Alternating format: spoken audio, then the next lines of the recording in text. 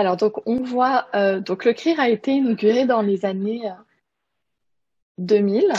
Donc, l'année dernière, on a fêté les 20 ans du CRIR lors d'un gros colloque. Donc, on avait une année de retard à cause du Covid notamment. Donc, on a fait un grand événement durant lequel il y a eu plus de 218 présentations donc d'étudiants et de chercheurs du CRIR. Donc, voilà.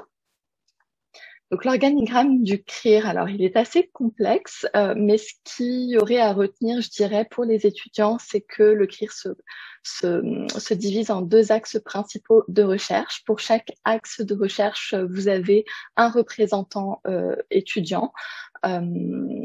Et vous êtes aussi représenté donc les représentants étudiants siègent au comité d'orientation de la recherche. Donc la voix des étudiants est entendue jusqu'au comité d'orientation de la recherche du CRIR. Donc la mission principale du CRIR, c'est d'optimiser la capacité, la performance fonctionnelle, la participation et l'inclusion sociale des personnes ayant une déficience physique par la recherche dans les domaines biomédical et psychosocial de la réadaptation. Donc, il faut savoir qu'en ce moment, on est en rédaction du plan de développement pour les 6 prochaines années, mais on a déjà identifié plusieurs orientations. Donc, la première étant d'intégrer les perspectives interdisciplinaires et intersectorielles pour une réadaptation de pointe. La deuxième orientation, c'est de développer des stratégies innovantes soutenant le continuum des services de réadaptation des soins aigus à la communauté. Le troisième étant de promouvoir l'inclusion, la justice et la participation sociale des environnements inclusifs. La quatrième étant de faire progresser la science de la mobilisation des connaissances et leur mise en application. La cinquième étant de s'adapter aux défis sociétaux de façon agile et enfin d'accélérer la recherche en milieu clinique en agissant sur les enjeux organisationnels, éthiques et politiques. Donc, je suis sûre que vous vous reconnaissez dans au moins une des orientations suivantes, hein, puisqu'on vous demande de vous identifier à l'une d'elles lors de l'inscription. Je pense que ça va être bientôt fait. Donc, les affiliations universitaires. Donc, le CRIR est affilié à l'Université de Montréal, l'Université du Québec à Montréal et l'Université de McGill. Puis, les autres universités sont représentées par des chercheurs du CRIR, notamment l'Université Concordia et l'Université de Sherbrooke. Alors, les établissements membres et partenaires, donc le CRIR comprend 2 CIUS et 4 CIS, donc le CIUS de centre-sud de l'île de Montréal, le CIUS du centre-ouest de l'île de Montréal et les CIS de Montérégie-Centre, de Laval, de Lanaudière et des Laurentides. Alors, les membres du CRIR, donc on a aussi bien des étudiants de deuxième et troisième cycle et postdoctoraux, on a des étudiants également d'été, des assistants ou des professionnels de recherche, on a également des chercheurs réguliers ou en émergence, des chercheurs associés, des chercheurs honoraires et enfin des cliniciens ou intervenants. Donc les disciplines du CRIR, donc on voit que le CRIR est un centre vraiment interdisciplinaire. Donc parmi les disciplines, on voit l'épidémiologie, la kinésiologie, la physiothérapie ou encore l'orthophonie. Donc, les 2 axes principaux de recherche sont pour l'axe 1, la fonction et activité sensorielle, motrice et cognitive. Donc, la responsable d'axe, c'est le docteur Anouk Lamontagne et votre représentant étudiant, c'est Jeff Ferry. Pour l'axe 2, qui comprend la participation, l'inclusion sociale et les services de réadaptation. Donc, la responsable d'axe, c'est le docteur Isabelle Gélina et votre représentante étudiante, c'est moi-même. Donc, qu'est-ce qui se passe sur les sites du CRIR? Alors, donc, à l'IURDPM, donc l'Institut universitaire de réadaptation en déficience physique de Montréal, la mission a été désignée par le ministère de la Santé et des Services sociaux pour développer les connaissances et les pratiques en réadaptation en déficience physique. Donc, vos représentantes étudiantes sur ce site, c'est Julie Robidoux et Charlotte Hendricks. Alors, au centre de réadaptation CRLLM, donc la mission donc en interdisciplinarité, c'est d'offrir aux enfants et aux adultes ayant une déficience motrice, visuelle, auditive ou du langage des services de réadaptation personnalisés, de nature spécialisée et surspécialisée axés sur l'intégration sociale. Et vos représentantes étudiantes sont Shirley Dumassé et Nicole C. George. Alors, à l'INLB, donc la mission, c'est de développer l'autonomie et la pleine participation sociale de la personne ayant une déficience visuelle. Et votre représentante étudiante, c'est Chantal Kéry.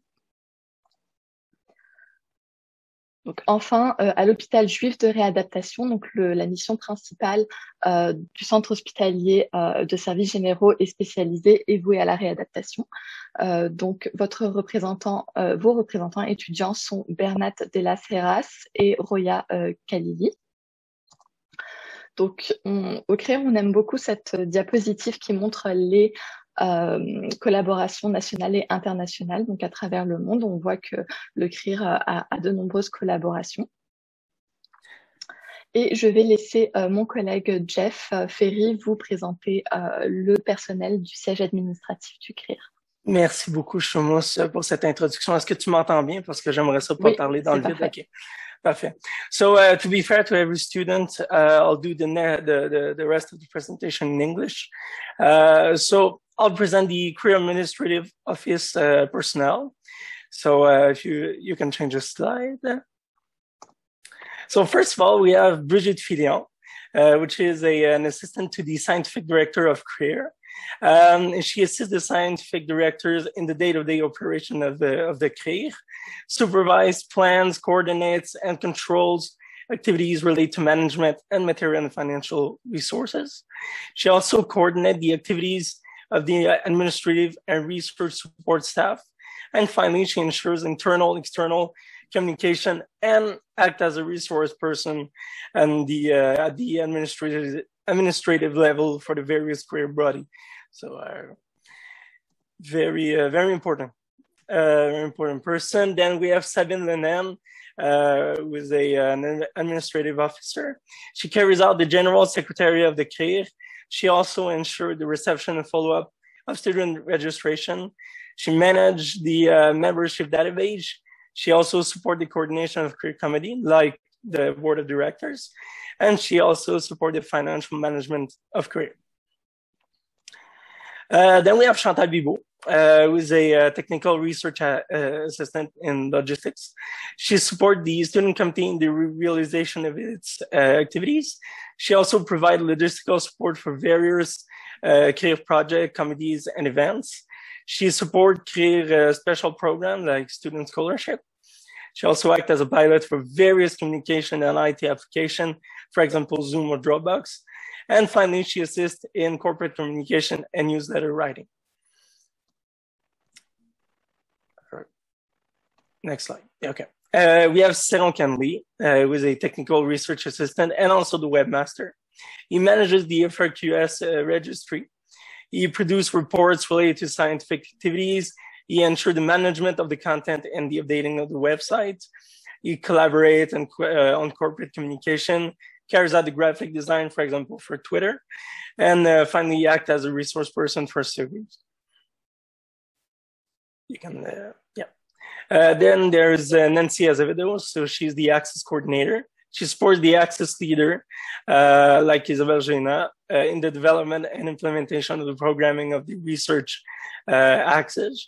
She also plans and organizes events such as a roundtable, training session, and many others. She also collects, enters, and analyzes data in relation to CRIR performance indicators. And finally, she collaborates in the coordination and elaboration of the CRIR development plan.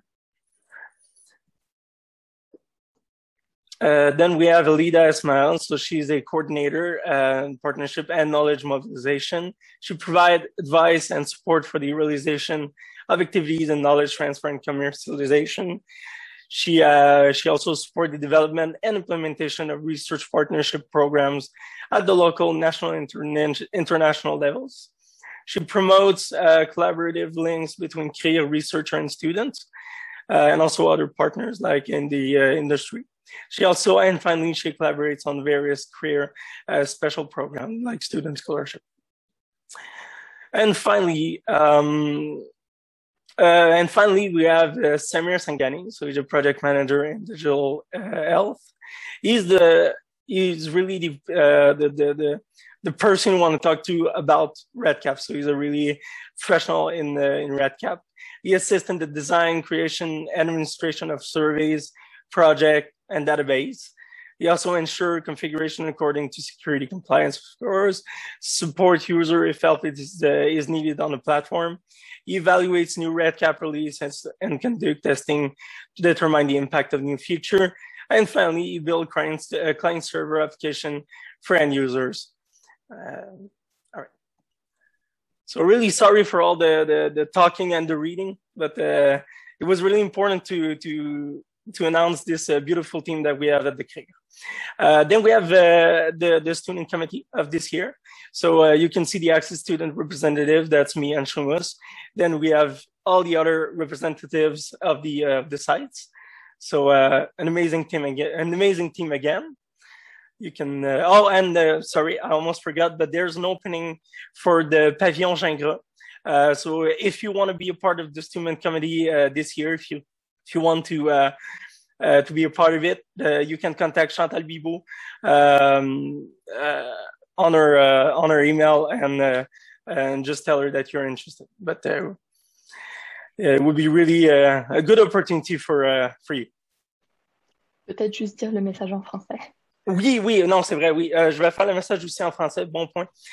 Donc, on a une ouverture de poste pour le pavillon Gingras, donc il nous manque un représentant de site. Alors, si jamais ça vous intéresse, on aimerait bien ça vous avoir, là, ce serait vraiment une belle implication. Alors, voilà, si jamais il y a des questions, n'hésitez pas à me contacter ou contacter Chantal Bibot. So our mandate as student representative is to, first of all, improve the sense of belonging to CRIR.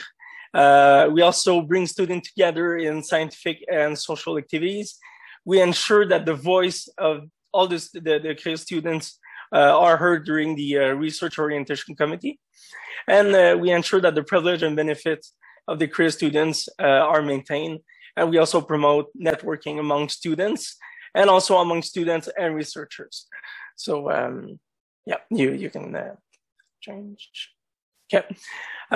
So our action plan for us is to, first of all, represent each career site with student representative. We also organize practical workshop during the year. There will be one today after this presentation. Also, we organize the CRIR Student Colloquium, and we share information about the core that concerns you and participate in the elaboration of CRIR development plan. The students, the CRIR students' advantage is, first of all, you can participate in the CRIR annual general meeting. Just say that the annual general meeting is today after this, after the workshop. So stay tuned for that, because it's for you. It's the place to speak out and to, say, maybe share your ideas and how you would like to see things, managed. So that would be really interesting to have all of your ideas. So stay tuned for that. But it's really important that you be there. Really, really important. If you can, of course. Second is to be represented by Access1 and 2 student representative and CRIR annual general meeting, and also apply the working committee when a student representative is required. Okay, so your student privileges. So first of all, there's a lot of networking among students, among researchers and student and clinicians. Also, you can take part in many career activities, like the conferences, many conferences.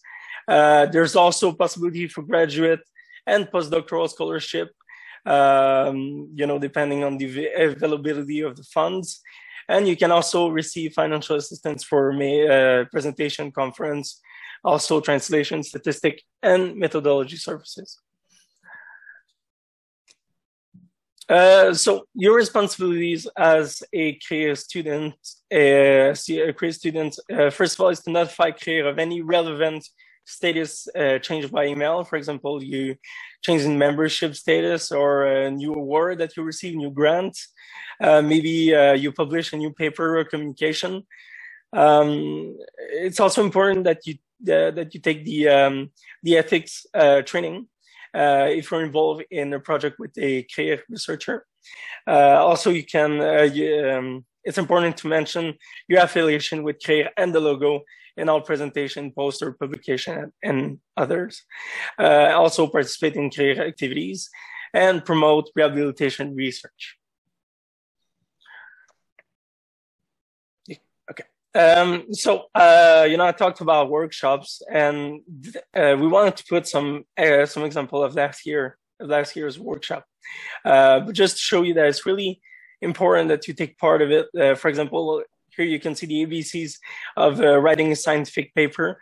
Sometimes maybe we think we know everything, but there's always room to improvement and maybe get better, or maybe some things have changed and you need to refresh. So really important to take part of that. It will really improve the way maybe you do certain stuff, like the way that you write a scientific paper. We do about 4 or 5 workshops a year. It's always about 2-3 hours. And it's really a chance for you to speak to a guest speaker that is most of the time that is professional in the domain. So you can ask the question there and maybe have some answers that you were looking for. And also, we really want your ideas for that, because it's going to be proposed to you. It's going to be available to you. And we want you to maybe, if you have an idea for a good workshop, feel free, don't hesitate to mention it to us. And you can mention it. You can mention it during the general meeting, or you can even write an email. There's also the student colloquium. So it's in June 2021, the colloquium was integrated into the CREER Scientific Congress. It was our biggest student event to date. There were 83 presentation by CREER students. So it's oral presentation, poster presentation. There's also guest speakers that can come there, and also competition and student awards. And the next colloquium will be announced in the next month. So to get information about the CREER, there are many tools that you can use. The first one is the website. So that's where you will have the news, the job offers, everything about the CREER staff, upcoming activities, scientific conferences, and also the research ethic committee. You can get a lot of information about this committee. There's also the Facebook group, which is Étudiants du CREER or CREER students. So there's all the upcoming student activities, job and research opportunities and grants. And also you can ask questions to the CREER student community. There's also the email, so it's the info CREER. There's the hebdo, which is news with a significant deadline. So, for example, the scholarship application, it will end in 2 weeks. Really important that you submit during this time. So there'll be more like this type of news. It's once a week. Then there's the newsletter CREER and the Student Corner, which is a distribution 4 times a year with more of the general information and news. So today we will send out but actually we will post it in the chat, but there will be a survey about today, and it's really important to fill it up, just because it will allow us to get better and to change some things we may have not done correctly. So it's really important you fill that up, especially if you have something that you would like to see improve next year. That is really, really important. So I'll post that in the chat in just a second. So all right, you can. So I would like to introduce the research ethic board. So there is two persons in part of the research ethic board, but there is, first of all, Coralie Mercera, which is the research ethic coordinator for CREER institution. She coordinates the research ethic board activities of CREER institutions. She also responds to requests and questions related to research ethics. There's also Brigitte Perron, assistant to the coordinator of research ethics at CREER institution. She assists the research ethics coordinator in administrative and secretarial tasks. She also provides secretarial support to the scientific review committee. So we have the pleasure today to receive Coralie Mercera. So she will talk a little bit about the research ethic board. So, I don't know if she's here. Est-ce que Oui, Oui, tu es je là? suis Oui. là. Oui, Merveilleux. Alors, je te passe la parole. merci. Voulez-vous que juste je... un, Oui, juste un petit mot, Coralie. On a pris la liberté de traduire vos diapositives en anglais pour que les anglophones puissent suivre, mais vous pouvez sentez-vous à l'aise de parler français si vous souhaitez parler ok, français. merci. Ben, je peux faire ma présentation en français, puis si vous avez la moindre question, sachez que vous pouvez m'écrire en français ou en anglais, sans problème. Donc, c'est ça, moi je suis, comme le disait Jeff, la coordonnatrice du comité d'éthique de la recherche des établissements du CRIR. Je voulais partager avec vous quelques informations importantes là, que je juge primordiales pour les nouveaux et nouvelles étudiantes et aussi ben, pour les étudiants et les étudiantes déjà au CRIR depuis un petit moment. Donc, on a des deadlines qui sont mensuels, c'est-à-dire à chaque mois, il y a des moments là, où on vous demande de déposer vos projets. Vous pouvez les déposer en dehors de ces deadlines-là, mais les deadlines sont faits en sorte que le projet va être vu de façon plus ou moins certaine. Ça dépend toujours de plusieurs choses. Va être vu à la rencontre 2 mois plus tard. Puis, on a des deadlines qui sont spéciales pour les projets étudiants et qui sont en mars et en avril. Donc, tantôt, Jeff vous montrait le site du CRIR. On a un site, on a un onglet spécifique pour le comité d'éthique de la recherche. Je vous invite à aller voir le tableau avec les deadlines. Donc, on se rencontre le comité d'éthique à chaque mois. Ça, c'est pour les projets qui sont vus dans des comités qu'on va dire plénières, mais il y a aussi des projets qu'on voit en comité restreint. Donc, c'est des projets qui sont sous le seuil de risque et qu'on voit à moins de personnes. En général, les projets étudiants à la maîtrise professionnelle, on les voit forcément dans des comités pléniers qui sont spécifiquement indiqués dans le calendrier. Toutes les soumissions et le suivi des projets se fait sur la plateforme Nagano. Vous pouvez demander un accès. Vous n'avez pas besoin de prendre l'accès des chercheurs avec lesquels vous travaillez ou de vos professeurs. Vous pouvez avoir vos propres accès. On ne partage pas les accès sur Nagano. Puis, pour l'instant, la plateforme est uniquement en français, mais on est en train de travailler à la traduction de la plateforme. On a différents types, on va dire, de membres au comité d'éthique de la recherche. Là. On a des personnes qui sont spécialisées en éthique, des personnes qui sont spécialisées en droit. Et puis, on a des représentants du public. Puis, on a également des personnes qui sont spécialisées dans certains domaines de la réadaptation, donc que ce soit plus biomédical ou plus psychosocial, pour qu'on ait une bonne représentativité des personnes qui vont évaluer votre projet sur le plan éthique. Peut-être on peut passer la slide. Voilà. Quand vous envoyez votre projet à l'éthique, ce qui est important à savoir, c'est qu'il va y avoir une triple évaluation. Il y a une évaluation scientifique. C'est pas nous qui la faisons. Il y a un comité scientifique qui l'a fait. Et ce comité scientifique-là reconnaît les évaluations qui ont été faites, soit dans le cadre de certains cours, ce qui est le cas pour la maîtrise professionnelle, donc ce qui a été, quand c'est vos professeurs ou d'autres professeurs qui ont évalué votre projet puis qui dit que c'est OK sur le plan scientifique, le comité scientifique ne repasse pas par-dessus ces évaluations. Puis les projets qui sont financés par des organismes de financement sont aussi en général peuvent directement passer à la prochaine étape. Là. Ils n'ont pas besoin d'être revus sur le plan scientifique, à moins qu'il y ait des changements majeurs qui aient été apportés à ces projets. On a la deuxième évaluation qui est la convenance institutionnelle. C'est la faisabilité du projet dans les milieux. Donc, vous allez aller recruter dans les établissements du CRIR. Donc, ce sont les établissements, ce sont des personnes désignées dans ces établissements qui vont lire votre projet et qui vont identifier si ça peut se faire ou pas. Si vous demandez 120 clients, 120 usagers que vous voulez recruter, puis qu'eux, ils n'ont pas ça à vous donner, ils vont vous dire, nous, on peut vous soutenir pour en recruter une vingtaine, mais pas 120. Fait que ça c'est pour ce qui est de la convenance institutionnelle. Puis quand on a l'évaluation scientifique et l'évaluation de la convenance, on peut passer à l'évaluation éthique, qui est faite, comme je vous le disais tantôt, par le comité que je vous présentais rapidement. Ce qu'on regarde principalement quand on fait une évaluation éthique, c'est le protocole, le budget, les formulaires de consentement sur lesquels on passe du temps, puis les invitations à recruter.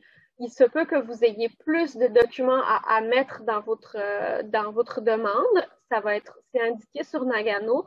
On va vous demander, par exemple, de donner votre preuve d'octroi ou de donner des lettres d'appui. C'est toutes des choses qu'on va regarder, mais les documents vraiment sur lesquels on passe le plus de temps, c'est le formulaire de consentement, le protocole pour comprendre un petit peu qu'est-ce que vous allez faire dans vos recherches, puis les lettres d'invitation à participer à la recherche. Quelque chose qui est intéressant aussi à préciser, c'est que vous allez être invité si par exemple, vous faites une recherche en tant qu'étudiant, soit plus tard dans un doctorat ou soit à la maîtrise professionnelle ou soit avec un professeur puis qui décide de vous y intégrer ou un chercheur puis qui décide de vous intégrer, c'est qu'on invite les chercheurs pendant nos rencontres plénières à venir nous présenter pendant quelques minutes leur recherche. Ça fait en sorte que si on a des questions, on est en mesure de pouvoir les poser directement aux chercheurs, puis on n'est pas en train d'essayer de comprendre, de faire des hypothèses s'il y a des choses qui sont moins claires. Fait que ça, en général, c'est apprécié autant par les membres, ça nous facilite énormément le travail, mais aussi par les chercheurs qui sont là pour engager une discussion avec nous. C'est vraiment notre façon de fonctionner. On est vraiment là, puis c'est moi la porte d'entrée, là, fait que n'hésitez pas à m'écrire, on est vraiment là pour vous accompagner dans vos projets, que ce soit le dépôt de Nagano, que ce soit pour essayer de formuler quelque chose qui aurait du sens pour que ça passe plus facilement à l'éthique. Donc, n'hésitez pas, on est vraiment on essaie vraiment d'être dans une perspective là, de collaboration avec les chercheurs. C'est ça que j'explique au prochain point, c'est vraiment une perspective d'accompagnement puis aussi de formation. N'hésitez vraiment pas jamais. Vous avez mon adresse courriel, là, puis je pense qu'il est aussi sur le site internet du CRIR dans la section éthique. N'hésitez vraiment pas à m'écrire, je vais être là pour vous. Merci beaucoup, Madame Coralie. Merci Laura pour cette belle présentation. Alors, donc c'est ça, hein, du coup, s'il y a d'autres questions que vous voulez poser, vous pouvez toujours contacter le comité éthique en contactant Coralie. Donc, pour cette journée, on a terminé de vous présenter le CRIR. Donc, je vous ai mis le lien du sondage dans la conversation. Sachez que là, on va prendre une petite pause jusqu'à 13 heures. Puis à 13 heures, vous avez un atelier sur les nouveaux critères d'évaluation des FRQS pour les programmes de bourse de formation. On va avoir l'honneur d'avoir avec nous un membre du FRQS. Donc, on va avoir Richard Brière, coordonnateur scientifique à la direction des programmes et des partenariats FRQS qui sera présent. Donc, restez connectés avec nous si vous voulez poser des questions, puis voir sa présentation. Puis on aura également Neila Kuhlman, qui est postdoctorante à l'université McGill, puis qui était également dans le comité de jury pour l'évaluation des dossiers aux bourses du CRIR de cette année, qui ont eu lieu cette année, fait qu'elle va nous parler un peu plus de son expérience en tant que jury, puis en tant qu'étudiante postdoctorante qui a reçu certaines bourses. Donc, rebonjour à tous. On va débuter ensemble donc notre atelier. Donc, merci d'avoir été avec nous jusque-là. Alors, donc notre atelier porte sur les nouveaux critères d'évaluation des FRQS pour les programmes de bourse de formation. Donc, nous avons la chance d'avoir avec nous aujourd'hui Monsieur Richard Brière, donc coordonnateur scientifique à la direction des programmes et des partenariats du FRQS. Puis, suite à sa présentation, on aura avec nous Neila Kuhlman qui va nous présenter également et qui est postdoctorante à l'université de McGill. Donc, Monsieur Richard, je vous laisse partager votre écran. Partager l'écran, ok, c'est bon. Alors, oui. Bon, je vous remercie de l'invitation. Est-ce que vous voyez l'écran? Est-ce que vous voyez la présentation? Non, je ne vois pas encore. Et partager. Ah. C'est bon maintenant? Excellent. Oui, et il faut que je le fasse en mode de présentation. Bon, c'est bon. Alors, je vous remercie de l'invitation. Alors, je suis heureux de venir vous parler aujourd'hui des nouveaux critères d'évaluation du FRQ pour les bourses de formation. Alors, c'est des trucs qui entrent en vigueur pour la première fois cette année. Alors, ça découle de nouvelles orientations qui ont été prises par les trois fonds, tant par Santé que Nature et Technologie et Société et Culture.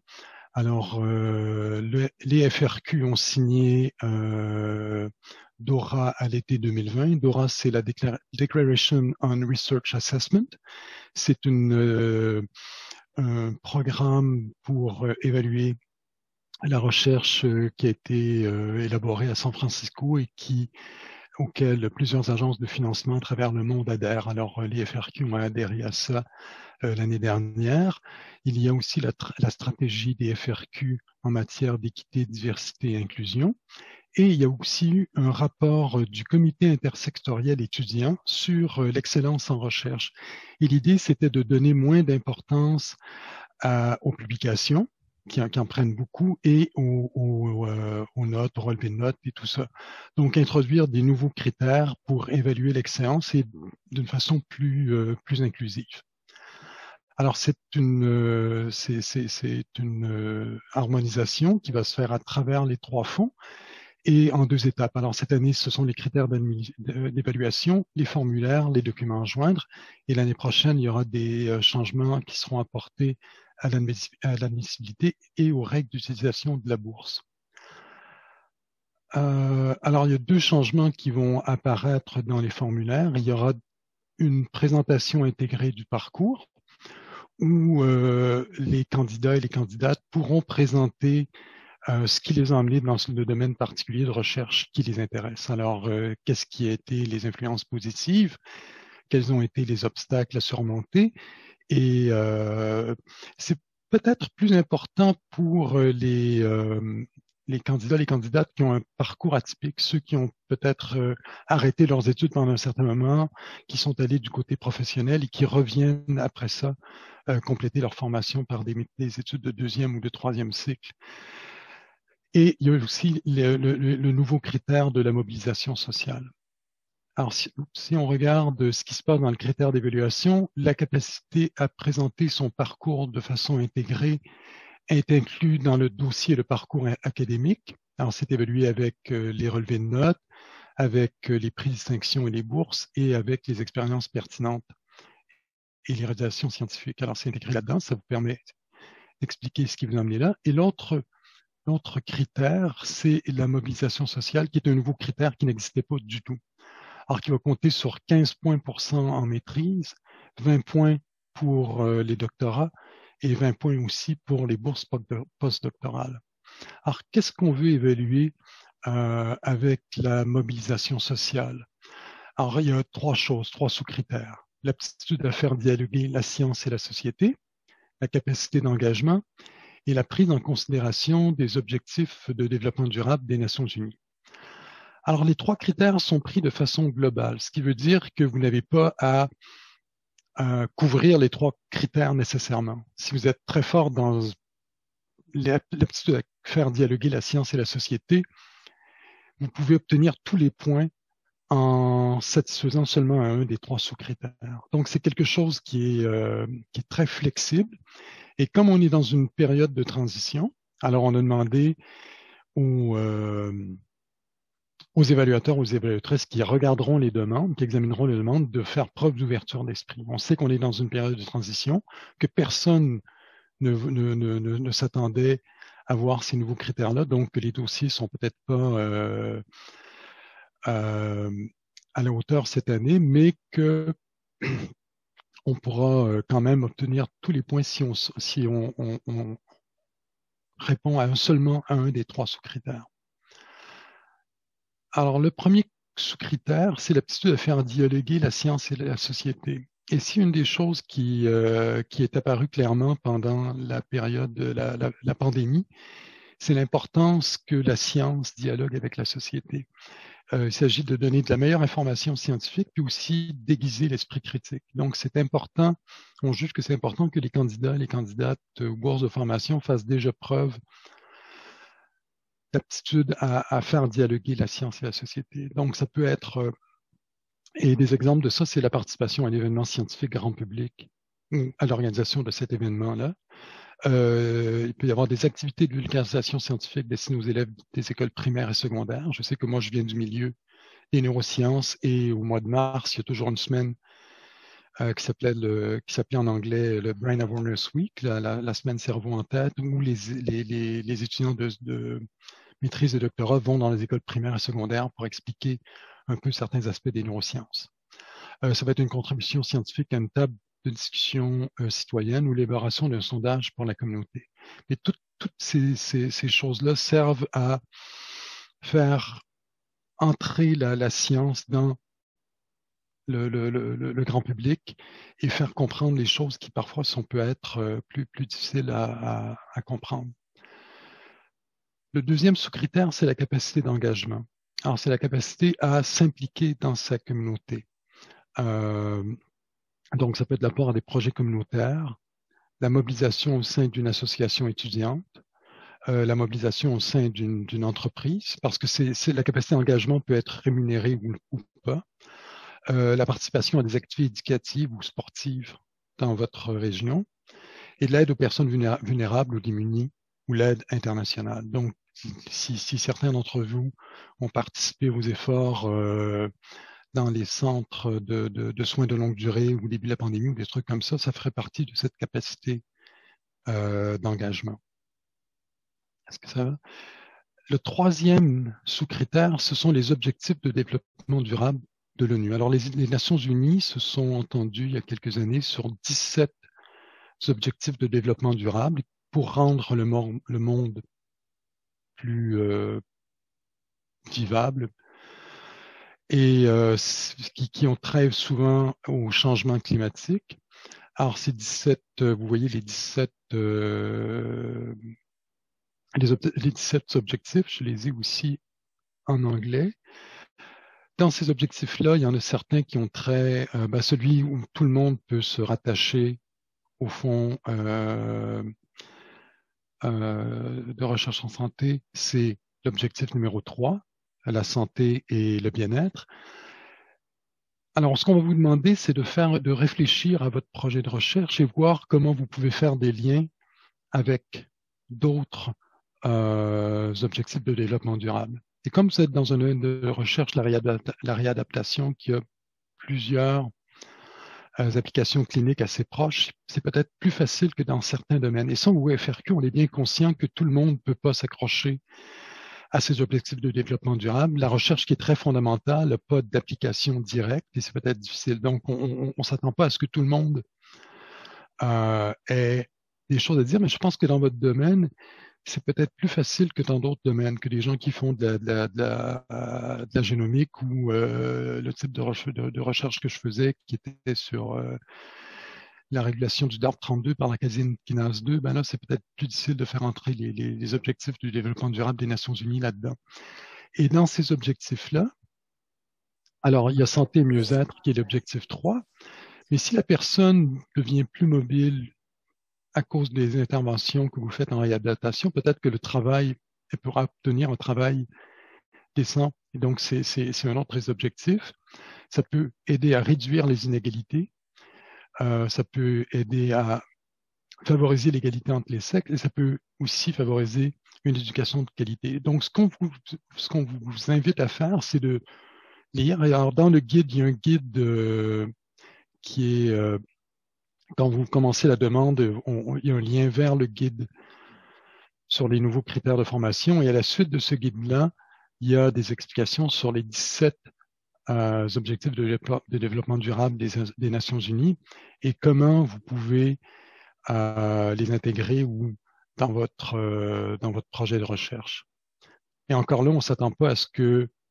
Je pense que c'est peut-être plus important de faire des liens solides, montrer que vous avez réfléchi, que d'essayer de trouver des liens absolument. Là. Je pense qu'il y a un équilibre entre la qualité des liens et le nombre de liens. C'est peut-être plus important de trouver des liens solides que d'essayer de couvrir trop de choses. C'est la même chose pour chacun de ces sous-critères-là.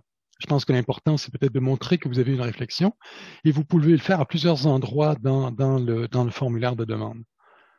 Donc, autant pour le dialogue société-culture que pour les objectifs de développement durable ou l'engagement social.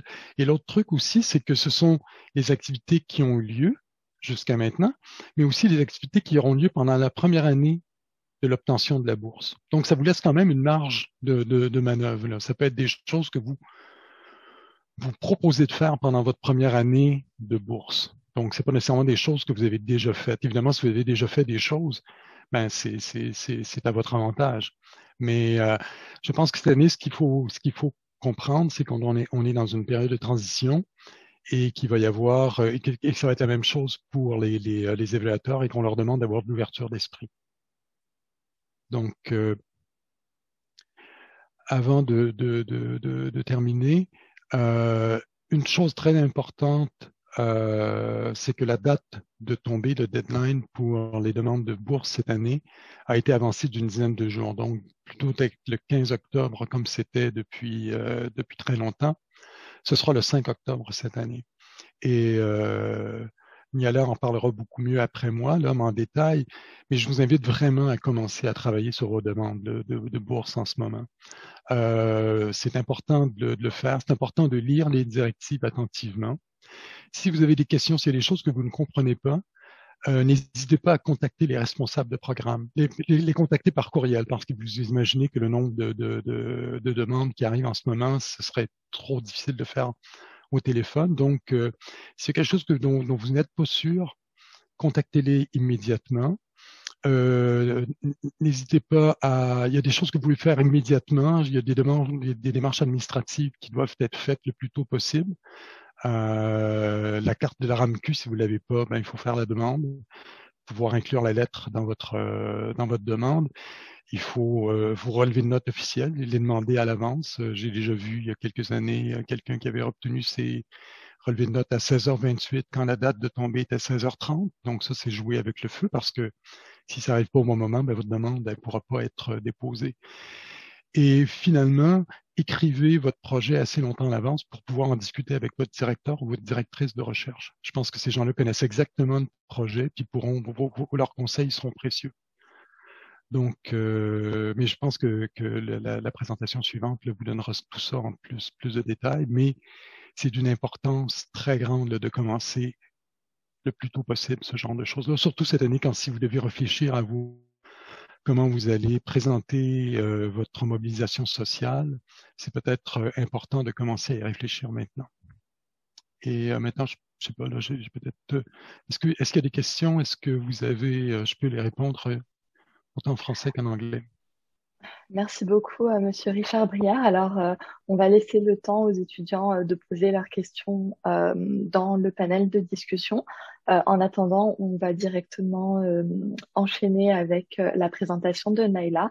Donc, Monsieur Richard Briard reste avec nous jusqu'à la fin de l'heure. Donc, vous avez le temps de lui poser les questions. Puis il restera avec nous aussi lorsqu'on va ouvrir les salles de discussion. Alors, donc, on poursuit tout de suite avec Naila qui va nous faire sa présentation. Alors, Monsieur Richard Briard, il faudrait arrêter le partage pour permettre à Naila de partager. C'est tout en haut de votre écran. Oui, parfait. Merci beaucoup. J'ai juste pris le partage d'écran. Ben, merci beaucoup de m'avoir invité et merci Monsieur Briard pour cette introduction à FRQS en particulier. Ma présentation serait moins concentrée sur FRQS et plus en général les demandes de bourse. Donc, j'ai quelques conseils en tant que quelqu'un qui écrit beaucoup de demandes, mais aussi en tant qu'évaluatrice pour écrire pour les demandes à la maîtrise récemment. Donc, je vais commencer avec quelques conseils généraux. Ce sont des conseils qu'on répète à chaque fois, mais ça aide quand même de le redire. Et Monsieur Briard a déjà fait une présentation un peu à la fin là-dessus. Mais vraiment, c'est de commencer votre bourse avec assez de temps non seulement pour vous, pour réfléchir à votre demande, l'histoire que vous voulez raconter, le projet en particulier, mais aussi pour vos collaborateurs, pour vos références et pour votre directeur ou directrice de thèse. Donc, vous êtes tous ici, j'imagine que vous vous donnez le temps, mais quand même, vraiment pensez à au moins un mois pour préparer votre application. Deuxièmement, c'est d'écrire une histoire. Donc, le lecteur ou l'évaluateur a beaucoup de demandes à lire. C'est souvent très tard dans la journée ou entre des choses. Donc, c'est vraiment d'écrire une histoire qui va accrocher le lecteur et que le lecteur peut suivre facilement. Et je note aussi là-dedans d'utiliser le langage confiant. Donc, de ne pas dire on va peut-être trouver ça ou c'est peut-être important de faire ça, mais vraiment d'être assez confiant sans exagérer non plus. Puis aussi de penser à l'organisation et le flow ou la logique de votre application. Donc, c'est dans le formatting, comment vous écrivez, c'est d'être très clair et d'avoir une suite logique que le lecteur peut suivre, en sachant que, encore une fois, le lecteur va peut-être lire une partie un soir et l'autre partie 2 jours après. Ça doit être très clair et vous voulez pas que le lecteur doit chercher des détails dans votre application.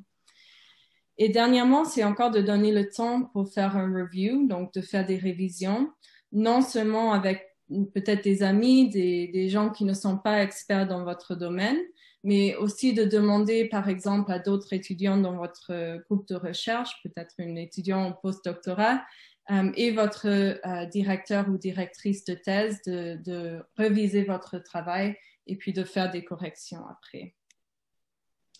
Donc, quelques conseils pour commencer votre demande. Au moins, c'est ce que moi je fais, ça m'a beaucoup aidé. C'est vraiment de lire le mandat de l'organisation et les objectifs de la demande en question. Donc, de prendre des mots-clés que vous pouvez utiliser dans votre application et de savoir que votre projet est vraiment en ligne avec les objectifs de l'organisation dont M. Brière a déjà parlé. Puis, c'est de lire toutes les directives de la demande de bourse avant de commencer, parce que souvent, il y a des détails qu'on peut manquer et puis on se retrouve à la dernière journée avec quelque chose qu'on aurait dû faire il y a 2 semaines et qui gâche toute la demande. De commencer avec les aspects administratifs, comme M. Brière a déjà dit, et de vous faire un game plan ou un checklist. Donc, pour moi, ça m'aide beaucoup de me faire un calendrier pour toutes les étapes et de m'assurer que j'ai le temps pour bien travailler toutes les étapes de l'application.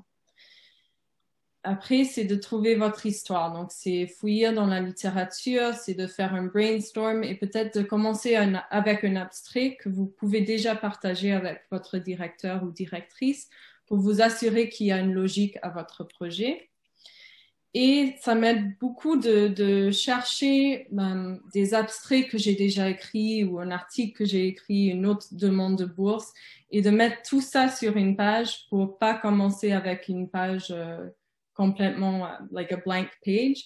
C'est juste d'avoir quelques idées déjà et quelque chose que vous avez déjà écrit. Donc, je vais entrer dans les détails d'une application, donc d'une proposition pour un projet.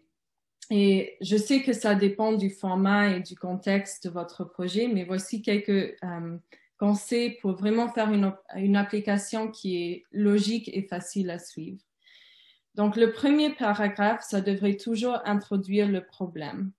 C'est-à-dire que le lecteur doit comprendre à la fin du premier paragraphe c'est quoi le problème important et l'inconnu dans la littérature que votre demande va chercher.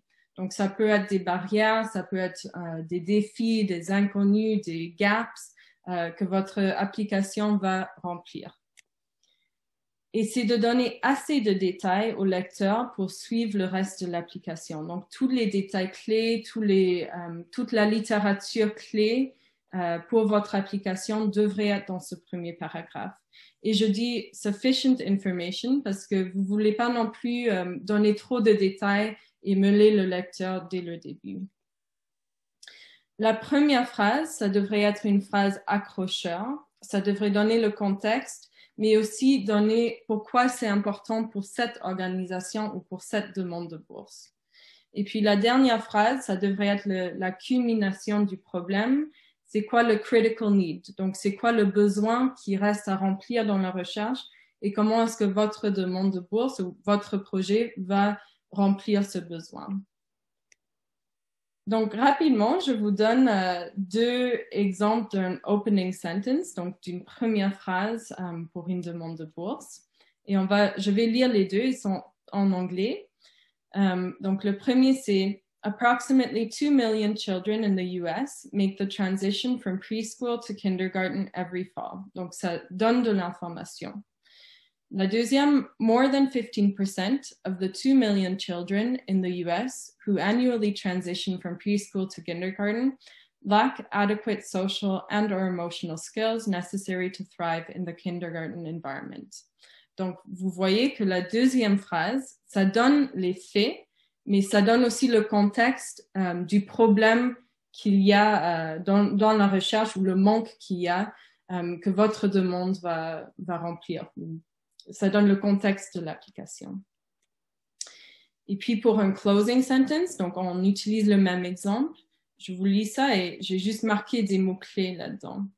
Donc, there is therefore a critical need to identify those factors that effectively predict success or failure of children from socioeconomically disadvantaged environments in making a successful transition to kindergarten. In the absence of such knowledge, the development of strategies to intervene and address such deficiencies will likely remain problematic. Donc, c'est un format pour terminer votre premier paragraphe où vous montrez c'est quoi le besoin et qu'est-ce qui se passe si ce besoin n'est pas rempli. Si votre projet va pas être fait, la recherche va souffrir ou le healthcare ou quelque chose va souffrir à cause de ça. Donc, suite à l'introduction, c'est de proposer ou de donner vos objectifs et c'est quoi la solution à ce problème. C'est de montrer au lecteur que vous et votre équipe, que vous avez la solution au problème et c'est de donner très clairement l'objectif de votre proposition ou votre demande de bourse. Et ça doit être en lien avec le critical need et ça doit avoir quelque chose de défini. Donc, ça ne peut pas être on va étudier les effets de quelque chose, on va explorer la raison pour quelque chose, on va améliorer la compréhension. Vous voulez éviter d'utiliser ça, mais vraiment de donner un objectif clair. Et s'il y a plusieurs objectifs, de les lister séparément et de vous assurer que l'objectif numéro 3 ne dépend pas entièrement sur les résultats de l'objectif numéro 1. Donc, même s'il y a une partie de votre projet qui va pas, qui est un échec, la suite peut quand même se passer. Et l'hypothèse doit être quelque chose que vous pouvez, dans votre projet de recherche, auquel vous pouvez répondre. Donc, je vous donne quelques exemples encore en suivant le premier exemple. Le long-term goal, si vous voulez écrire quelque chose de plus broad, to identify key factors that prevent effective transitions to kindergarten in order to develop strategies to help children reach their full academic potential. Puis l'objectif de la demande en question, donc je donne deux exemples. Our objective in this application is to study the effects of family environment and language skills on preparedness for kindergarten. Ou, our objective in this application is to determine the key factors that predict success or failure in the transition from preschool to kindergarten. Et ici, la deuxième phrase est meilleure parce que ça dit exactement c'est quoi, qu'est-ce que c'est l'objectif. Ici, c'est study the effects, c'est pas très clair, mais ici, c'est les key factors that predict success or failure.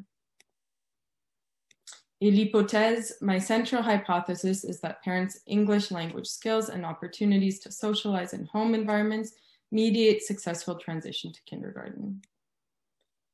Je crois que je vais dépasser le temps. Shumus ou Jeff, vous pouvez me couper si je vais trop longtemps. Mais je vais juste finir par dire c'est quoi à la fin de votre demande de bourse, c'est toujours de finir avec les outcomes and significance. Donc, la conclusion est ce que vous allez trouver en faisant cette recherche. Donc, c'est de donner un résumé de ce que vous allez apprendre et ça doit encore faire référence au critical need et à votre objectif. D'expliquer l'impact positif sur le domaine de recherche. Donc, peu importe vos résultats, si c'est positif, négatif, si vous trouvez rien du tout, comment est-ce que ça va avancer la recherche? Donc, c'est de refaire référence à la littérature qui existe déjà et aussi d'expliquer comment votre projet est unique ou innovateur. Et puis, c'est encore de faire le lien à l'organisation. Donc, de faire le lien aux valeurs ou au mandat de l'organisation. Comment est-ce que c'est en ligne avec le mandat et comment est-ce que votre recherche aura une suite? C'est quoi la suite à ce que vous trouvez, soit en application directe ou en recherche? Et je crois que je vais arrêter. Je vais juste mettre ça. On peut parler un peu plus si vous avez des questions sur comment préparer un résumé ou un CV. Mais je crois que je vais finir là. Et donc, je vais juste remercier. Oui. Juste peut-être que ta diapositive est finalement super importante parce que je vois beaucoup de questions sur les CV alors. Ah, ok. Je pense que on va prendre le temps. Si tu veux bien, ça va répondre, je pense, à pas mal de questions. Ok. Ah, maintenant, ça ne veut pas me... Ok. Donc, le CV, je crois qu'on pourrait prendre beaucoup de temps pour discuter, mais c'est juste pour dire une chose que j'ai vue en lisant les demandes de bourse, souvent, c'est que ce n'est pas très organisé. Donc, vraiment prendre le temps d'organiser votre CV et de regrouper des parties de votre CV d'une manière qui va être facile pour le lecteur.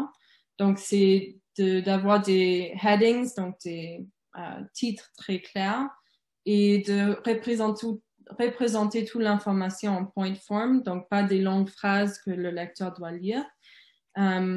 Et de penser à comment vous recouper l'information. Mais je crois que ce qui est plus important, peut-être, je vais voir les questions après, mais c'est aussi de penser à qu'est-ce qui est important pour cette demande de bourse. Est-ce que c'est de souligner votre travail bénévolat, votre mobilisation des connaissances, votre recherche? Donc, c'est toujours de penser à l'ordre de l'information qui est important pour l'évaluateur ou l'évaluatrice et de couper ou d'ajouter des parties selon le besoin de la demande.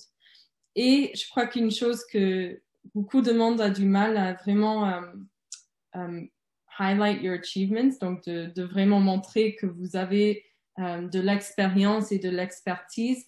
Et des fois, ça prend un peu il faut être un peu créatif pour voir comment est-ce que votre expérience a un lien avec la subvention ou la demande. Donc, je vais regarder les questions. Parce que peut-être que ça va m'aider à... Ok, il y a beaucoup de questions. Oui, il y a beaucoup de questions. Je pense que... Est-ce que Charlotte, tu as pris les questions une par une? Ok, parfait. Je pense qu'on va passer à la période de questions. Merci beaucoup, Naïla, pour ta belle présentation. Merci beaucoup aussi à Monsieur Richard pour votre présentation. Alors, on va débuter la période de questions. Je te laisse la parole, Charlotte. Merci, Chomous. Merci à nos deux présentateurs. En fait, pour l'instant, c'est vrai qu'il y a eu des questions sur le CV, mais je pense que ça concerne plutôt le document, donc le CCV, ainsi que les contributions détaillées pour FRQS plus précisément. Donc, je pense que ça va s'adresser à Monsieur Brière dans un premier temps. Puis, les autres étudiants, n'hésitez pas pendant ce temps-là à poser des questions dans le chat, on y reviendra. Donc, les premières questions, je vais peut-être les rassembler en fait, parce qu'on va pouvoir y répondre de manière commune. Donc, Monsieur Brière, la première question, c'était par rapport au document des contributions détaillées. Il y a plusieurs étudiants qui se demandent si ce document est toujours obligatoire. Notamment, on avait une question, est-ce que le document de contribution détaillée et le CCV sont obligatoires, par exemple, pour les bourses de formation de doctorat pour les détenteurs d'un diplôme professionnel? J'ai pas vérifié pour chacun, mais il semble que cette année, les CCV et les contributions détaillées ne sont plus obligatoires ni pour les candidates, ni pour leur directeur, leur directrice de recherche. Alors, c'est ce qui est sur le site web. Donc, j'ai pas vérifié pour chacun des diplômes, mais quand vous ouvrez la page pour les diplômes, il y a les grands changements qui apparaissent cette année, dont les critères de mobilisation sociale, mais on mentionne aussi ce qui se passe au niveau des CCV. Donc, c'est probablement pas, c'est plus, ce sont des choses qui ne sont plus exigées, des contributions détaillées. Merci beaucoup. La deuxième question concerne le document de mobilisation sociale. Donc, on a une étudiante qui demande qu'on doit faire une liste d'activités, mais est-ce qu'on doit spécifier donc les ODD, les objectifs de développement durable, qui ont rapport à chacune des activités? Donc, comme par exemple, mettre entre parenthèses après chaque activité l'objectif auquel se rapporte cette activité en question. Oui, si c'est possible de le faire, parce que vous pouvez faire référence à la mobilisation sociale, et je pense qu'il y a seulement une page pour la mobilisation sociale, mais si vous pouvez y faire référence à d'autres endroits dans votre demande, faites-le. Alors, quand c'est pertinent, évidemment, là, mais si vous pouvez faire référence à un ODD, n'hésitez pas à le faire en mettant le numéro de l'ODD, puis peut-être son nom là, entre parenthèses, chaque fois que c'est possible.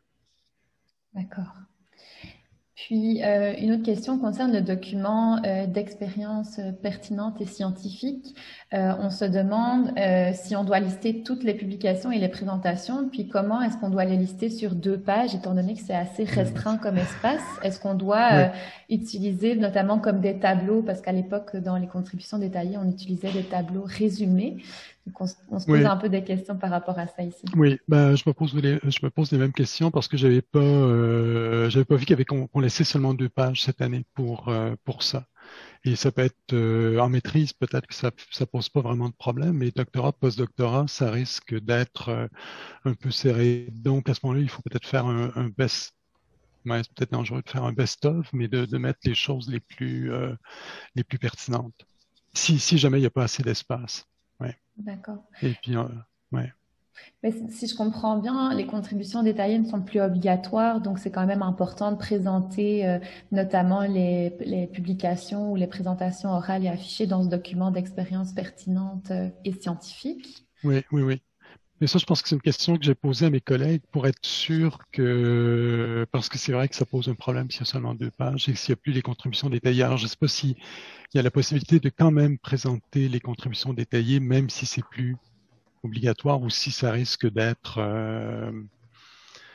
scrunché au moment où on essaie de les ajouter à la demande. Donc ça, je regrette, là, mais c'est pas tout à fait mon domaine, les formulaires. Puis je me rends compte là, que ça risque de poser un problème d'avoir seulement 2 pages pour présenter toutes ces informations-là. Okay. Alors, on pensait faire une page une foire aux questions. Et je pense que ça va être peut-être la première question qu'on devrait intégrer là-dedans. Là. D'accord, merci beaucoup. Si on continue par rapport aux nouveaux documents finalement liés aux demandes FRQS, il y a également une question sur le parcours intégré que vous avez présenté au tout début de votre présentation. Oui. À quel point est-ce qu'on doit détailler nos expériences antérieures à notre parcours académique, donc vraiment avant le début de la maîtrise ou le début du doctorat, dépendamment du type de je pense qu'on peut inclure les études universitaires en général et puis aller s'il faut aller avant, ben là, c'est seulement si c'est vraiment très, très pertinent dans votre parcours, là. Mais je pense que c'est surtout les informations au niveau universitaire qui sont prises en considération dans ce cas-là. Si jamais il y a quelque chose qui s'est produit auparavant et qui a vraiment été déterminant dans votre parcours, ben là, on peut l'intégrer. Ok, super. Merci beaucoup. Il y a une question également pour notre deuxième présentatrice, mais je vais terminer pour la présentation de M. Brière. Une dernière question concernant les formulaires et les documents joints. Donc, est-ce que c'est problématique si le formulaire complété et les documents joints, donc par exemple le CV, les contributions détaillées qui sont soumis par le superviseur, sont dans une autre langue que le reste de la demande, donc français et anglais par exemple? Mais en autant que ce soit ou le français ou l'anglais. Et c'est la même chose pour les diplômes. Il faut que les diplômes soient en français ou en anglais ou accompagnés d'une traduction. Alors, et ça, je pense que c'est en autant que ce soit ou en français ou en anglais, il n'y a aucun problème. Mais même pour les diplômes, l'année dernière, ou il y a 2 ans, je ne sais plus, il y a quelqu'un qui avait un diplôme en latin. Ben, c'est dommage, mais ça a posé problème, ça. Parce qu'on arrive à lire, mais à ce moment-là où on s'arrête. C'est-à-dire, si on prend un diplôme en portugais parce qu'on arrive à le lire, mais qui a un diplôme qui arrive en chinois, ben là, alors on décide que c'est soit en français, soit en anglais. Et tout le reste a besoin d'une traduction. Donc, c'est valable pour les textes qui sont dans la demande. Et ça, il n'y a aucun souci à présenter. Souvent, les projets de recherche sont présentés en anglais, même si le reste de la demande est en français. Mais il faut vraiment être sûr. Et ça s'applique aussi parce que je pense au cas du diplôme en latin où là, ça avait été problématique. Et c'est seulement qu'il faut avoir une règle. Alors, c'est ça, on ne peut pas s'arrêter à dire, ben, certains passeront, d'autres passeront pas selon si on comprend ou pas la langue. C'est-à-dire, il faut que ce soit ou en français ou en anglais. Super, merci beaucoup. Peut-être une dernière question par rapport aux ODD. Vous avez mentionné qu'on pouvait les citer entre parenthèses. Est-ce que les liens dont vous parlez, est-ce que c'est nécessaire de faire une phrase pour les lier ou est-ce qu'on peut juste les mentionner avec le numéro et le titre de l'objectif? Si c'est dans d'autres sections, je pense que le numéro et le ODD 3, ça peut suffire. Mais dans la section de mobilisation sociale, il faut élaborer un peu plus. Et finalement, vous avez une page pour le faire. Et encore une fois, je vous dis, c'est peut-être mieux d'avoir un truc plus restreint que de trop étaler puis d'essayer de trouver des liens qui, à la limite, ne sont pas très solides. Donc, résumé, tout le monde peut s'accrocher à l'ODD 3, mais si vous trouvez quelque chose d'autre, c'est encore mieux. Mais il faut montrer que vous avez réfléchi à comment votre projet de recherche peut contribuer à l'atteinte de ces objectifs-là. Et je pense que c'est plus la réflexion qui est importante, le lien que vous faites avec votre projet de recherche que le nombre de liens que vous arrivez à faire. Mais c'est important dans cette section-là que les ODD soient clairement identifiés. Super, merci beaucoup. La prochaine question, c'est pour Dr. Kuhlmann. Donc, c'est par rapport à l'hypothèse. Donc, vous avez présenté les objectifs et les hypothèses dans une demande de subvention ou de financement. Est-ce que les hypothèses sont obligatoires dans une soumission de projet? Donc, par exemple, dans des projets d'implémentation ou d'approche participative, on n'a pas vraiment d'hypothèse de recherche, on a plutôt des objectifs. Right. I'll answer in English, I think, because the question was asked in English. So my PhD was in neurobiology, where I had very clear objectives and hypothesis outcome. And now I'm doing arts-based knowledge translation and participatory research. So I had to adjust to this problem. And reviewers will, I find, at least in health research, either really understand participatory research or really not understand it. So what I would recommend is if you're doing research that is participatory, that is knowledge translation, integrated knowledge translation, make reference to that in your application. Say, because this is a participatory project, we do not have defined outcomes or defined expected outcomes. But you still want to say that you expect to learn this or that, or you expect to adjust to the participants in your project, the knowledge users. So you still want to acknowledge the fact that your research will have outcomes, but that perhaps the specific outcomes will be determined by the process. So what I recommend is looking at FRQ or CIHR or whichever grant you're applying for, looking at whether they have a section on knowledge translation, on participatory research, and really framing how you write your application based on that. So you can even reference, in my application, sometimes I reference, as is common for integrated knowledge translation, and then I reference the CIHR guide on knowledge translation. The objectives will emerge as part of the participatory process.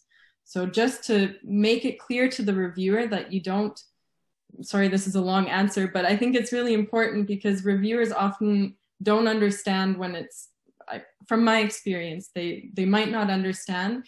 So it's just making it very clear that you're not avoiding listing an outcome because you don't know it, but because it's really part of the process and making reference to guidelines or to other research that has taken a similar approach. Thank you very much. Est-ce que M. Prière a quelque chose à contribuer en tant que les demandes FRQS? Et ben, je pense que c'est... je peux aller en français ou en anglais ou... Vous pouvez aller en français. En français, ok. Puis on traduira. Ok. Je pense que ce que Nala a dit, c'était très bien, parce que je pense que c'est toujours important il faut pas penser que les évaluateurs sont bêtes, mais il faut toujours leur quand même être sûr qu'ils ont bien compris ce qu'on fait. De l'autre côté, au FRQ, on essaie, vous êtes par comité, et habituellement, les gens dans votre comité devraient comprendre le type de recherche que vous faites. Donc, mais évidemment, on forme les comités. On est en train de former les comités pour les bourses qui seront déposées au début octobre. Et donc, quand les comités auront lieu en janvier, février prochain, on ne sait pas quelles demandes vont être dans ce comité-là, mais en général, il y aura au moins une personne. Il y a toutes les demandes sont évaluées par 3 personnes, et on essaie d'avoir une expertise quand même qui répond au domaine de recherche. Donc, il y a quand même, mais c'est jamais une mauvaise idée de bien faire comme Naila a dit, puis de dire tel que c'est dit dans votre truc, comme ça on est sûr, parce que ça peut arriver que si un des évaluateurs est un peu dans un domaine connexe, cherche l'hypothèse, trouve pas l'hypothèse, se demande pourquoi il n'y a pas d'hypothèse, et tandis que si c'est dit comme ça clairement, je pense que ça montre que vous avez réfléchi. C'est toujours un peu l'idée de montrer que vous comprenez bien ce que vous faites, et mais je pense que c'est bien comme ça. Merci beaucoup à vous deux pour cette réponse complète. On a une autre question sur le document de mobilisation sociale. Les nouveaux documents génèrent beaucoup de questions, on est là pour ça. Est-ce que nos activités doivent être liées à notre projet d'une certaine façon, ou est-ce que ça peut être des choses qui sont plus extérieures, comme par exemple du bénévolat pour planter des arbres qu'on fait dans nos vies en parallèle? Évidemment, ça peut parce qu'on demande des expériences antérieures, donc puis bon, les expériences qu'on propose pour la première année de la bourse, mais les expériences antérieures. Évidemment, si c'est relié au projet de recherche, c'est mieux, mais de montrer que vous avez un engagement social, on sait, la porte ouverte très grande pour l'engagement social. Donc, je pense que si vous faites du planter des arbres et puis que ça s'accroche à un des objectifs de développement durable, c'est encore mieux, même si c'est pas tout à fait dans votre projet de recherche. Évidemment, que vous soyez un composteur compulsif à la maison, je pense que c'est pas pertinent là, tu sais, que vous c'est pas les activités personnelles comment je dirais là, c'est l'engagement social. Donc, il faut toujours. Et s'il y a un rapport avec le projet de recherche, c'est encore mieux, mais pas nécessairement dans le cas de l'engagement social. Parce qu'on parlait aussi d'activités sportives. Donc, ça peut être juste se montrer que vous êtes engagé dans la société. Merci beaucoup. Si vous avez des dernières questions, c'est le moment de les poser. Là, on a fait le tour des questions dans le chat. Vous pouvez aussi les poser à l'oral si vous souhaitez, parce que on est vraiment on pensait pas qu'il y aurait autant de questions, mais on préfère quand même vous donner l'occasion de poser vos questions à nos intervenants. C'est assez rare d'avoir la possibilité de répondre aussi directement à ces questions-là. Donc pour nous, c'était important de vous donner le temps de poser des questions. On avait prévu initialement de vous dispatcher dans des salles pour que vous puissiez profiter des expériences des autres étudiants, donc des étudiants à la maîtrise avec des salles en salle avec des étudiants au doctorat qui peuvent profiter des expériences de chacun. Mais il nous resterait un petit 10 minutes pour cette activité-là. Ah, je vois qu'il y a une autre question. C'est ça, je suis en train de me dire s'il y a des questions, peut-être c'est mieux de répondre aux questions. Puis... C'est ce que je me dis aussi. On avait prévu un bon 25 minutes pour faire des salles, mais il nous reste un peu moins de 10 minutes. Je pense que au lieu de avec votre accord, là, on on va juste finir de répondre aux questions. Fait que C'est ça. Je vois une autre question, Charlotte. Je suis là. Donc là, on revient sur le document de parcours, de présentation intégrée du parcours. Est-ce qu'on doit présenter les activités de recherche sans spécialement faire de répétition avec les expériences pertinentes? Parce que parfois, il y a peut-être des activités qui peuvent être présentées dans les deux documents. Est-ce qu'il vaut mieux choisir l'un ou l'autre ou les répéter? Alors, c'est peut-être mieux je sais pas exactement, c'est peut-être mieux d'éviter de répéter des choses, mais à moins que des choses soient vraiment très, très pertinentes, on peut les ramener. Puis c'est un petit peu l'esprit, c'est pour ça qu'on dit que les ODD, on peut les ramener non seulement dans le document pour la mobilisation sociale, mais on peut les ramener ailleurs si jamais c'est pertinent. Donc, on peut essayer d'éviter des répétitions si c'est très clair, mais s'il y a quelque chose de vraiment pertinent dans le parcours intégré, ben on peut le répéter, mais peut-être pas aussi en détail ou deux endroits, là. Ok, merci beaucoup. Puis j'ai reçu également une question par rapport, c'est vrai qu'on n'en a pas parlé, mais du paragraphe pour décrire les impacts de la COVID, les facteurs qui ont par exemple affecté. Est-ce que vous pourriez en dire un petit peu plus sur ce paragraphe, ce qu'on attend, le type d'information qui serait accepté puis entendu? Ça, on le fait l'année dernière.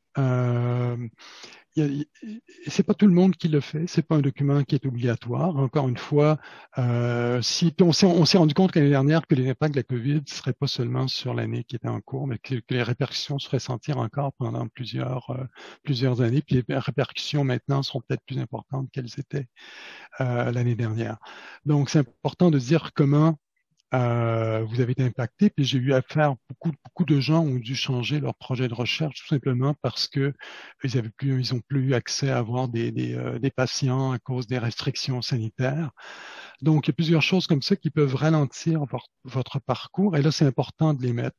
Mais encore une fois, il faut rester de façon, professionnelle. Il y avait des gens qui mettaient un peu trop de détails. Ça devenait un peu trop personnel. Il y a des moments où c'est un peu malaisant. Il y avait des choses que ça dépassait un peu le côté professionnel. Donc, si vous en tenez à comment la COVID a impacté vos activités de recherche, ça peut être autant la fermeture du centre de recherche, l'accès aux patients ou des choses comme ça, c'est important de le mettre. Et puis comment aussi, parfois, il y en a certains qui ont été assez habiles puis montrer comment le fait que le centre de recherche ait été fermé leur a permis de faire une revue de littérature ou de faire d'autres trucs, de montrer un côté positif aussi. C'est peut-être pas toujours nécessairement le côté négatif, mais ça peut être habile de montrer aussi que vous avez été capable de surmonter cette difficulté-là puis de faire des choses que vous auriez peut-être pas eu le temps de faire autrement. Mais ça peut aider les évaluateurs à évaluer votre demande et puis à comprendre pourquoi vous n'avez peut-être pas été aussi productif qu'on pourrait s'y attendre. Merci beaucoup. Est-ce qu'il y aurait peut-être une ou deux dernières questions avant qu'on termine cet échange?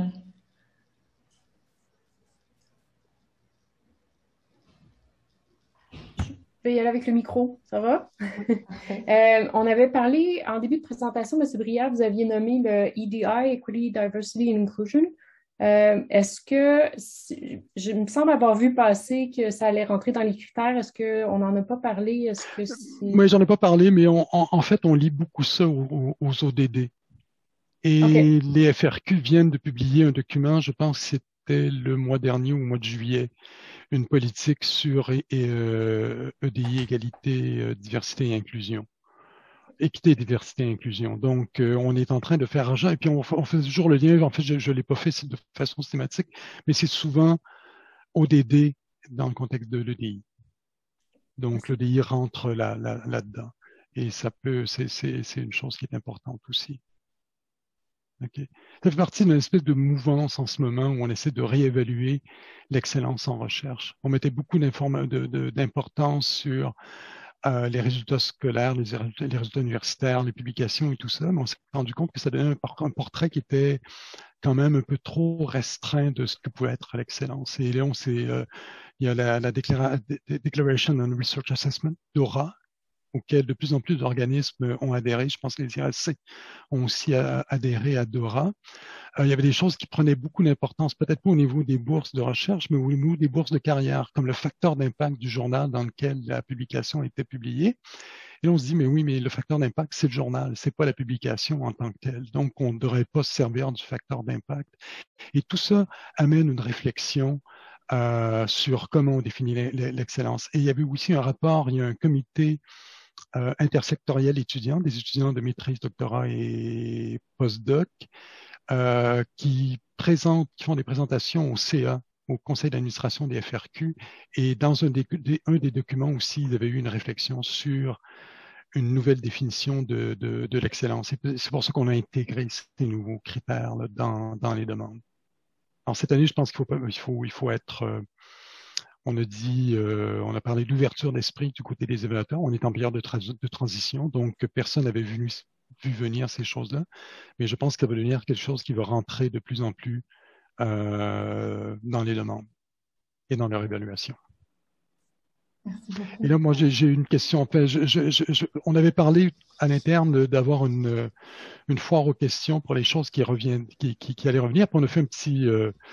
on s'est contacté entre collègues la semaine dernière en disant, est-ce que vous avez eu plusieurs questions? Puis non, on n'en avait pas eu. Moi, j'en avais eu une en santé. Mes collègues en nature et technologie en avaient eu aussi, mais on n'avait pas eu beaucoup de questions encore. Puis on s'était dit, on va faire une foire aux questions. Comme ça, les gens vont pouvoir voir les questions qui reviennent, puis on n'aura pas toujours besoin de contacter les responsables de programme. Alors, il y a au moins 2 questions. Alors, on va confirmer, mais ça, je pense que c'est clair quand on va sur le site, que les contributions détaillées, les CCV, autant des personnes qui présentent une demande que de leur directeur, leur directrice les plus exigés. Et puis, on va voir comment on peut s'organiser avec le 2 pages, parce que je vais dire que je suis pas tellement du côté formulaire, je suis plus du côté de l'évaluation et des critères d'évaluation, mais d'avoir seulement 2 pages pour les contributions, voir les publications. Je vais seulement voir comment poser la question, puis voir comment on va démêler ça à l'intérieur. Et ça, il y aura une réponse sur le site web. Super. Ici, on a une dernière question par rapport aux bourses et aux prix qu'il faut maintenant mentionner, notamment dans le formulaire FRQNet, entre autres. Est-ce que c'est pertinent de mentionner ceux qui ont été reçus avant les études à l'université, comme des prix d'engagement ou d'excellence, par exemple? Avant l'université, non. Si vous avez eu quelque chose au cégep, peut-être que c'est moins pertinent. À moins que ça puisse soutenir, je ne sais pas, montrer votre engagement social ou montrer votre contribution à l'atteinte des ODD. Mais dans les bourses prix distinction, en général, on s'en tient vraiment à ce que vous avez reçu pendant votre parcours universitaire. Parfait, merci beaucoup. S'il n'y a pas d'autres questions, il est déjà 53. On pourrait accepter une dernière question. Mais s'il n'y en a pas, on va clôturer cette session d'atelier. Alors, merci beaucoup à nos conférenciers. Donc, Monsieur Richard Bria, merci. Naïla Kuhlmann, merci. Merci à Alida aussi d'avoir fait ce lien. Alida Esmey, qui est coordonnatrice au CRIR, d'avoir fait ce lien pour nous. Alors, donc, restez avec nous pour, il nous reste encore la session prochaine qui est l'assemblée l'assemblée générale annuelle des étudiants du CRIR.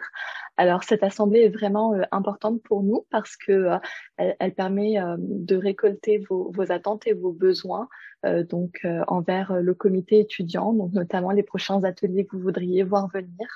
On va aussi un petit peu vous expliquer toutes les activités qu'on prévoit pour cette année. Alors, restez avec nous, on va faire 5 minutes de pause, puis l'activité est prévue pour 14 heures. Alors, merci à tous et donc on se revoit d'ici 5 petites minutes pour ceux qui voudront bien rester avec nous. Merci à nos présentateurs encore. Merci beaucoup. Merci beaucoup. Oui, merci, au revoir. Merci, au revoir.